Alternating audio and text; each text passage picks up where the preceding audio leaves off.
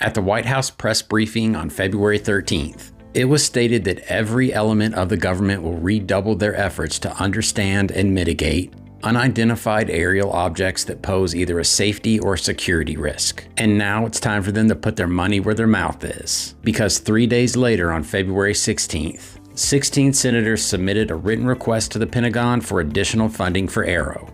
So this request is the perfect opportunity for the government to show the American people that they mean what they say and they say what they mean. At least on this one thing. This request for additional funding for AARO is being made because it's recently come to light, thanks to an interview with Senator Kirsten Gillibrand, that the government's congressionally overseen UFO investigation office is underfunded, which the senator claims is the result of some kind of a budgeting miscommunication, i.e. they accidentally forgot to fund the office that they wish they could forget about. So the senators have delivered this letter to the Department of Defense asking that they reappropriate enough money to fund AARO for 1 full year.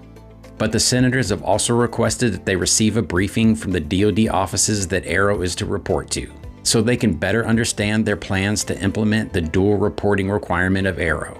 Because it's unclear to everyone exactly how AARO is supposed to report to the leadership of both the Department of Defense and the intelligence community. The request for a briefing was addressed to the Deputy Secretary of Defense, Kathleen Hicks, and the Principal Deputy Director of National Intelligence, Stacey Dixon. And because the senators think it's essential that AARO's activities not be managed solely as an intelligence activity, they've requested that the briefing cover the balance between the DoD and the IC in regards to their shared involvement with AARO. Carl Sagan's famous for stating that extraordinary claims require extraordinary evidence, and Avi Loeb is known for stating that extraordinary evidence requires extraordinary funding. So it's time for the government to stay true to their word and fix this budgeting accident.